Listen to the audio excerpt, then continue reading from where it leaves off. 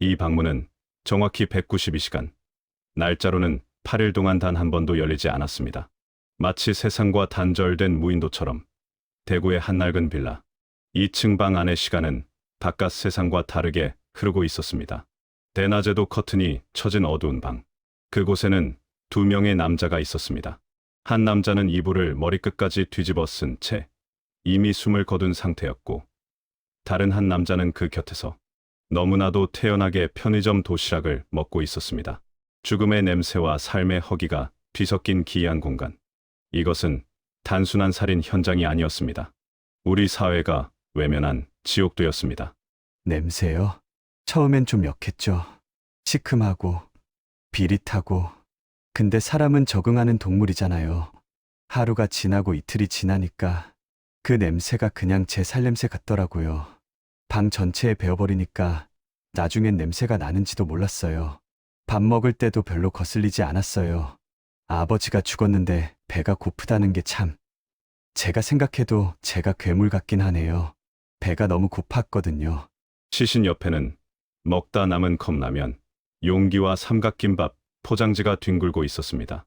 닫힌 방문 너머로 도저히 사람이 살 수 없는 악취가 진동해 이웃들이 코를 막고 지나다닐 정도였지만, 22살 아들은 아버지가 숨진 그 방에서 밥을 먹고 쪽잠을 자고 스마트폰으로 예능 프로그램을 보며 낄낄거렸습니다.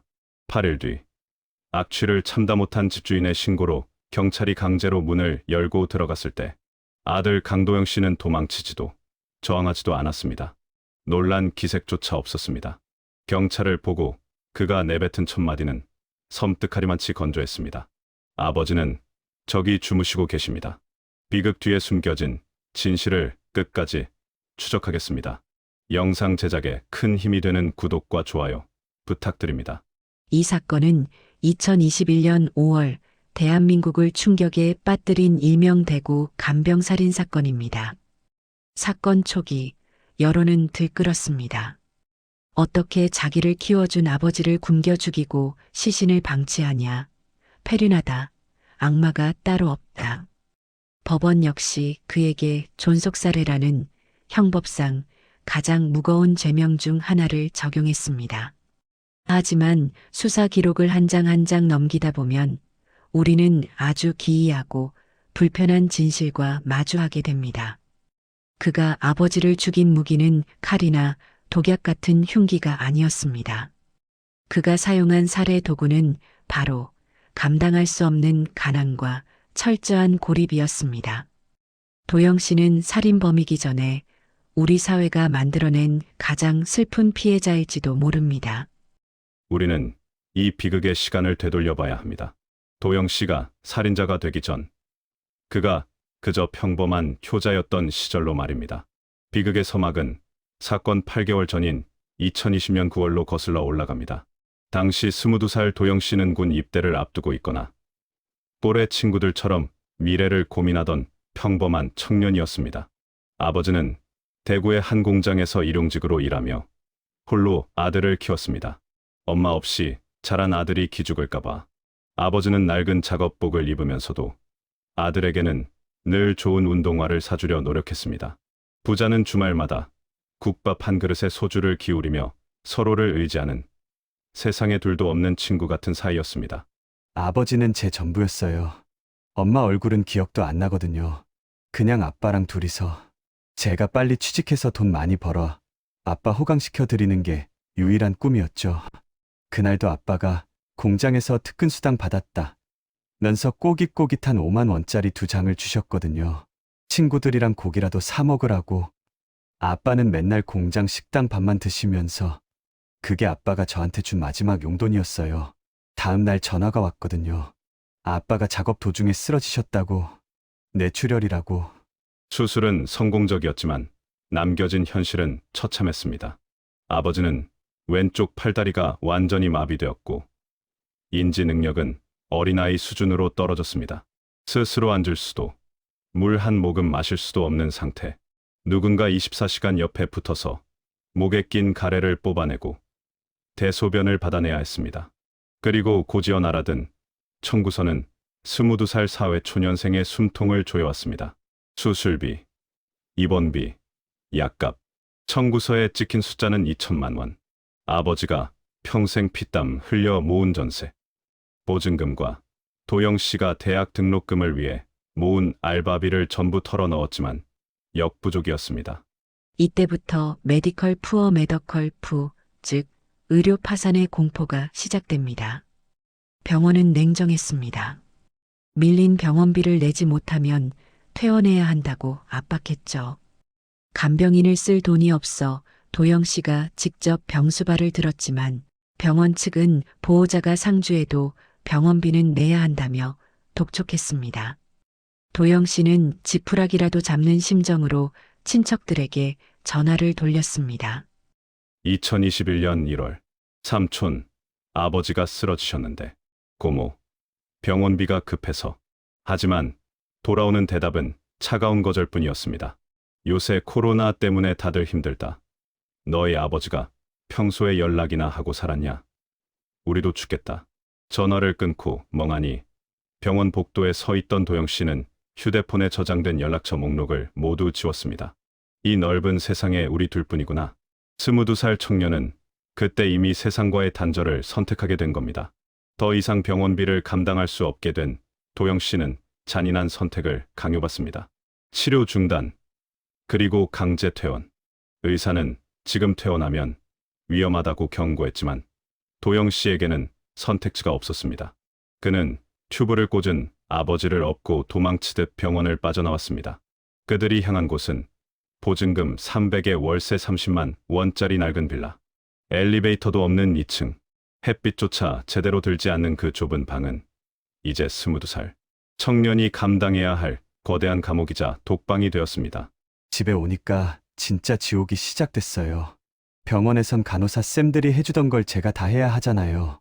가래 뽑는 기계 소리 아세요? 슉 하는 소리. 그 소리가 밤새 들려요. 2시간마다 등 두드려서 가래 뽑아야지. 안 그러면 숨 막혀서 캑캑대시니까. 기저귀는 하루에 7번씩 갈아야 하고. 욕창 안 생기게 그 무거운 몸을 이리저리 돌려눕히고. 잠. 하루에 2시간 자면 많이 자는 거였어요. 친구들 인스타를 보면 여행 가고 맛집 가고 난리인데 저는 냄새나는 방구석에서 똥 기저귀 갈면서 삼각김밥 씹고 있더라고요. 내가 뭘 잘못했지? 왜 나만 이렇게 살아야 하지? 그런 생각이 들 때마다 미치겠는 거예요. 아빠가 짐처럼 느껴지는 제 자신이 너무 싫었어요. 영 케어러 영 케어. 가족을 돌보느라 학업도, 취업도, 자신의 미래도 포기한 청년들. 도영 씨는 그 단어의 가장 비극적인 표본이었습니다. 상황은 점점 악화되었습니다. 아버지가 생명을 유지하기 위해 드셔야 하는 경권 유동식은 한 박스에 15만 원. 하루에 3-4개를 드셔야 했습니다. 기저귀 값, 약값, 가래 흡입용 튜브 값, 월세, 공과금. 통장 잔고는 물이 빠지듯 줄어들었습니다. 도영 씨는 자신의 식비를 줄였습니다. 하루에 한 끼, 편의점에서 가장 싼 삼각김밥 하나. 그것이 22살 청년의 유일한 식사이자 그가 누릴 수 있는 유일한 사치였습니다. 그 총각이 참 착했는데 볼 때마다 말라가는 게 눈에 보였어. 처음 이사 왔을 땐 그래도 살집이 좀 있었는데 한두 달 지나니까 얼굴이 반쪽이 되고 해골바가지가 돼서 돌아다니더라고. 내가 총각, 밥은 먹었냐고 물어보면 힘없이 웃으면서 네 먹었어요 하는데 거짓말인 거 알지? 입술이 다 부르터가지고 가끔 밤에 그 집 앞을 지나가면 안에서 으어 하는 앓는 소리가 들렸어. 아버지가 아파서 내는 소린지 아들이 힘들어서 내는 소린지 구분도 안 갔지.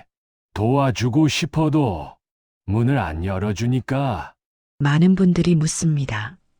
왜 주민센터에 가서 긴급생계 지원을 신청하지 않았냐고요. 하지만 이건 책상 위 행정의 맹점입니다.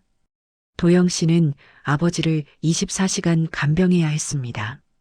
아버지를 혼자 두고 관공서에 가서 대기표를 뽑고 복잡한 서류를 작성하고 심사를 기다리는 그 시간. 그 한두 시간 동안 아버지가 가래에 막혀 질식할 수도 있다는 공포가 그를 방 안에 가뒀습니다. 게다가 우리 복지 시스템의 가장 큰 구멍인 부양의무자 기준이 발목을 잡았습니다. 서류상으로는 연락도 안 하는 삼촌이나 고모가 소득이 있다는 이유로 도영 씨는 기초수급자 지원 대상에서 탈락할 확률이 90% 이상이었습니다. 도영 씨는 이미 알고 있었던 겁니다. 국가는 나를 도와주지 않는다. 세상은 나를 버렸다. 도시가스 끊겼다는 노란 딱지가 문 앞에 붙었을 때, 그때 모든 걸 포기했던 것 같아요. 보일러가 안 돌아가니까 방이 냉골인데, 아빠랑 둘이 껴안고 이불 속에 있었어요.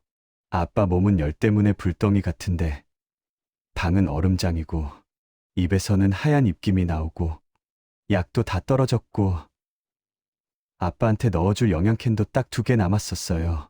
그거 다 먹이면, 그 다음은 수돗물을 끓여서 콧줄에 넣어줘야 하나? 아니면 내 피라도 뽑아서 줘야 하나? 그런 생각을 하다가 문득 아빠 얼굴을 봤는데 아빠가 울고 계시더라고요. 소리도 못 내고 눈물만 주룩주룩. 그 눈물을 보는데 아빠도 죽고 싶어 하는구나. 차라리 끝내달라고 하는구나. 그런 생각이 들었어요. 2021년 4월. 잔인한 봄이었습니다. 도영 씨의 통장 잔고는 0원이 되었습니다. 휴대폰 발신 정지, 인터넷 끊김, 신용카드 정지. 세상은 그를 투명, 인간 취급했습니다. 굶주림은 인간의 존엄성을 갉아먹고 이성은 마비시킵니다. 배고픔에 지친 도영 씨의 머릿속에는 단 하나의 생각만이 맴돌았습니다. 이 고통을 끝내고 싶다. 아빠도, 나도. 그리고 4월 24일. 그는 돌이킬 수 없는 결단을 내립니다. 일부러 그랬어요. 아버지가 물 하고 쉰 목소리로 부르는 소리가 들렸는데 제가 물을 주면 아버지는 오늘을 버티겠죠. 그럼 내일 또 배고플 거고 내일 또 아플 거잖아요. 그게 너무 끔찍했어요. 내일이 오는 게 지옥 같았어요. 그래서 이어폰을 꽂았어요. 노래를 제일 크게 틀고 아빠 목소리가 안 들리게 후드티 모자를 눌러 쓰고 양손으로 귀를 대고 웅크리고 있었어요. 제발 빨리 끝나라. 제발. 그렇게 빌면서요. 저도 같이 죽을 생각이었으니까요. 이 지점이 법정에서 가장 치열하게 다뤄진 부작위에 의한 살인입니다. 도영 씨는 4월 24일부터 5월 1일까지 약 7일 동안 아버지에게 물과 음식을 전혀 제공하지 않았습니다. 처방받은 약도 끊었습니다.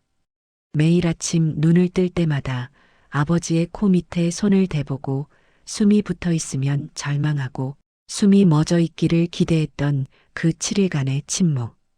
이것이 바로 그가 받은 살인죄의 결정적인 증거입니다. 하지만 그 7일 동안 우리 사회는, 우리 이웃은, 국가는 대체 어디에 있었습니까? 22살 청년이 말라가는 아버지를 보며 미쳐가고 있을 때 우리는 무엇을 하고 있었습니까? 2021년 5월 1일. 아버지는 결국 숨을 거둡니다. 사망 당시 아버지의 몸무게는 39kg. 뼈만 남은 앙상한 모습이었습니다. 아버지가 숨을 거둔 후 도영 씨는 울부짖지 않았습니다. 슬퍼할 기력조차 남아있지 않았기 때문입니다. 그는 아버지의 시신을 그대로 둔 채 습관처럼 보일러 컨트롤러에 손을 뻗었지만 이내 힘없이 떨구었습니다. 붉은 불이 들어오지 않는 먹통인 화면. 생각해보니 굳이 손댈 필요도 없었습니다. 가스가 끊겨 얼음장 같은 이 방구석이. 아이러니하게도 아버지의 시간이 흐는 걸 조금이나마 늦춰줄 테니까요. 장례를 치를 돈이 없잖아요. 신고를 하면 앰뷸런스 비용이라도 나올 텐데 그 돈도 없었어요. 그래서 그냥 같이 있었어요. 무섭지는 않았어요. 산 아빠보다 죽은 아빠가 더 편해 보였거든요. 고통스러워하지 않으니까 그때부터는 그냥 멍했어요. 배고프다, 자고 싶다, 이 생각밖에 안 들고 집주인 아주머니가 준 김치랑 밥 남은 거 먹으면서 그렇게 8일을 버텼어요. 사실 죄송함보다는 이제 끝났다는 안도감이 더 컸던 것 같아요. 이제 더 이상 아프지 않아도 된다는 생각이에요. 경찰에 체포된 후 드러난 그의 전 재산은 충격적이었습니다.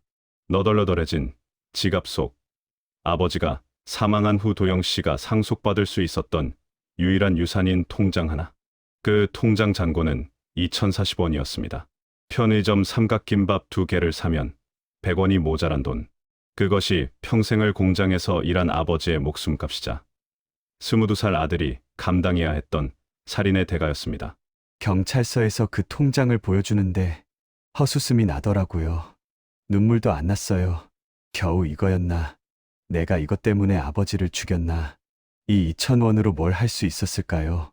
차라리 아빠 살아계실 때 이거 다 털어서 삼각김밥이라도 하나씩 나눠 먹을 걸 그랬나 봐요. 그게 마지막 식사가 될 줄 알았으면 따뜻한 밥 한 끼라도 먹여드릴 걸. 1심 재판부는 징역 4년을 선고했습니다. 판결문의 한 구절은 우리에게 묵직한 질문을 던집니다. 피고인은 아버지를 살해했다는 죄책감에 평생 시달릴 것이다. 하지만 피고인만의 잘못이라고 할 수 있는가? 국가와 사회가 이 가정을 보호하지 못한 책임도 결코 가볍지 않다. 재판부조차도 이 비극이 개인의 악행이 아닌 시스템의 실패임을 인정한 것입니다. 하지만 법은 그에게 살인자라는 낙인을 찍는 것 외에는 할 수 있는 게 없었습니다. 도영 씨는 현재 복역 중입니다. 그가 출소하면 26살이 됩니다. 그때 세상은 그에게 조금 더 따뜻한 곳이 되어 있을까요? 아니면 여전히 차가운 2,040원의 세상일까요? 도영 씨가 옥중에서 보낸 편지에는 이렇게 적혀 있었습니다. 꿈속에서는 아버지가 건강합니다. 저에게 밥은 먹었냐고 물어보십니다. 다시 사회에 나간다면 남들처럼 일하고 남들처럼 밥 먹고 남들처럼 자고 싶습니다. 그 평범한 하루가 저에게는 기적이었습니다. 오늘 밤도 어딘가의 낡은 방에서는 제2의 제3의 도영 씨가 신음하는 가족 옆에서 입을 틀어막고 소리 없는 비명을 지르고 있을지 모릅니다. 2,040원보다 가벼운 목숨은 세상에 없습니다. 우리가 이 비극적인 숫자를 그리고 이 쓸쓸한 죽음을 기억해야 하는 이유입니다. 이 영상이 닿는 곳에 또 다른 도영 씨가 있다면 부디 살아주기를 그리고 문을 열고 나오기를 간절히 바랍니다. 지금까지 2021년 대구 간병살인 실제 사건 재구성이었습니다. 감사합니다. 다음 영상도 기대해 주세요.